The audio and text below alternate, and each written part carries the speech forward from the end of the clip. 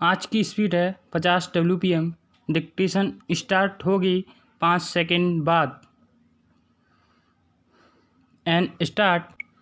प्रस्तुत मामले में 4 अभियुक्तों को तारीख 21/7/1978 को दोपहर लाठी, राइफल, भाला और बंदूक से सशस्त्र होकर मृतक के मकान पर पहुंचने और मृतक पर 2 अभियुक्तों द्वारा गोली चलाए गए और परिणामस्वरूप उसकी हत्या करने के लिए विचारण किया गया था।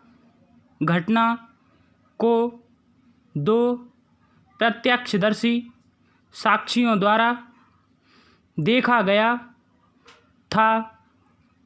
दोनों प्रत्यक्षदर्शी साक्षियों द्वारा किए गए और चिकित्सकीय साक्ष्य द्वारा संपुष्टि किए गए प्रत्यक्ष वर्णन पर विश्वास करते हुए विद्वान विचारण न्यायालय ओरई ने अभियुक्तों को हत्या के अपराध के लिए दोष सिद्धि और दंडादिष्ट किया था, जिससे व्यथित होकर अभियुक्तों ने प्रस्तुत अपील फाइल की है।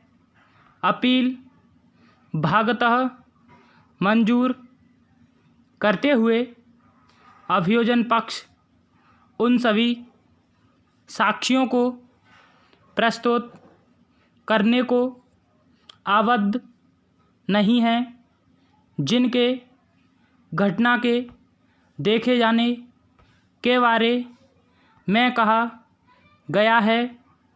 केवल अभियोजन वर्णन को प्रकट करने के लिए अभियोजन पक्ष द्वारा आवश्यक विचार किए गए तात्विक साक्ष्यों को अनावश्यक और फालतू साक्ष्यों के बिना प्रस्तुत किए जाने की आवश्यकता है।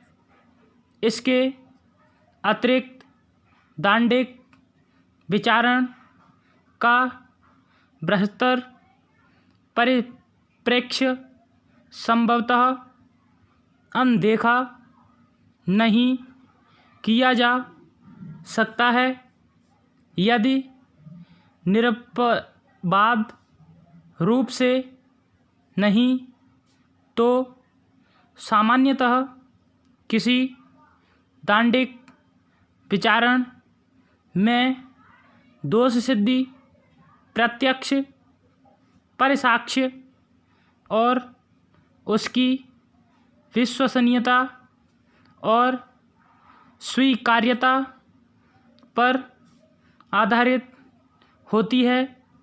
जैसा कि वर्तमान मामले में है, यह मुख्यतः 2 प्रत्यक्षदर्शी साक्ष्यों अभियोजन साक्षी संख्या 2 और अभियोजन साक्षी संख्या 3 के साक्ष्य के साथ सब परीक्षा शल्य चिकित्सक के कथन और सब परीक्षा रिपोर्ट को समाविष्ट करते हुए चिकित्सकीय साक्ष्य की अनिज्ञता है, जो अभियोजन पक्ष के मामले के आधार को गठित करती है।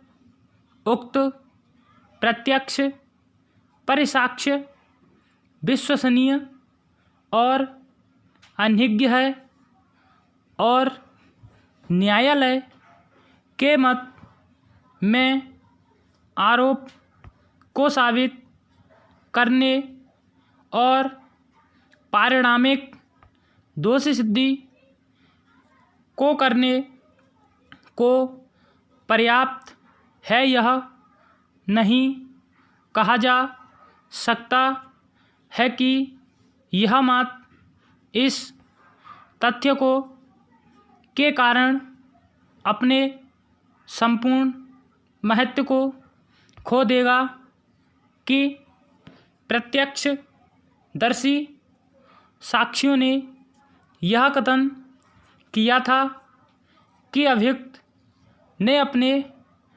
अग्रेसास्त्र से आहत को लक्ष्य किया था और गोली चलाई थी।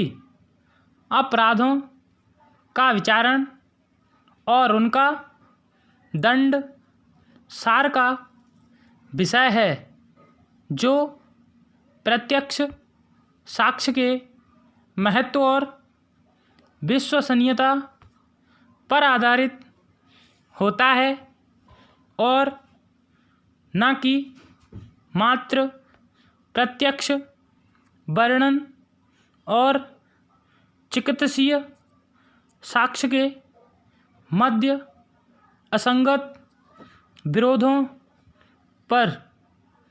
वधुआ हेतु अपराधी के हृदय में बंद होता है और अभियोजन पक्ष दांडिक मामले में अपराध के हेतु को साबित करने को आबद्ध नहीं है, क्योंकि हेतु केवल अपराध कर्ता को ज्ञात होता है और अन्यों को ज्ञात नहीं हो सकता है।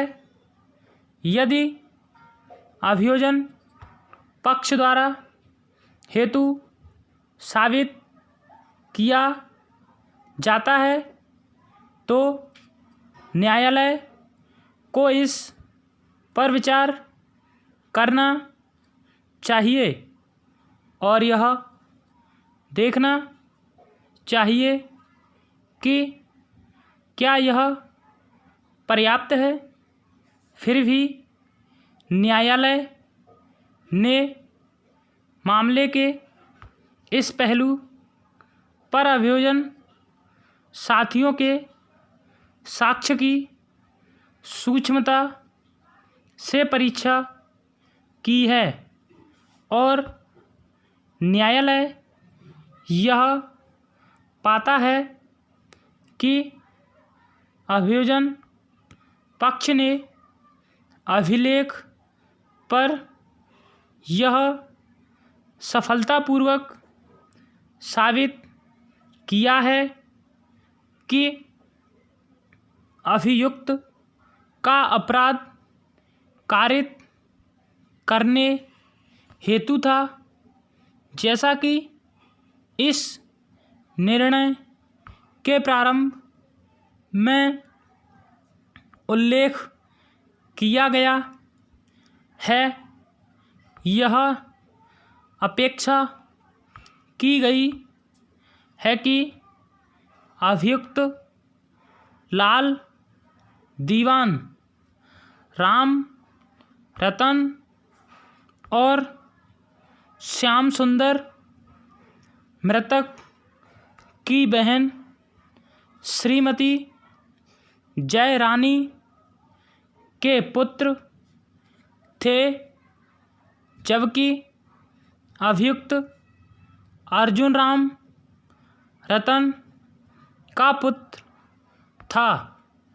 दूसरी ओर चंद्रभान भी था। And stop.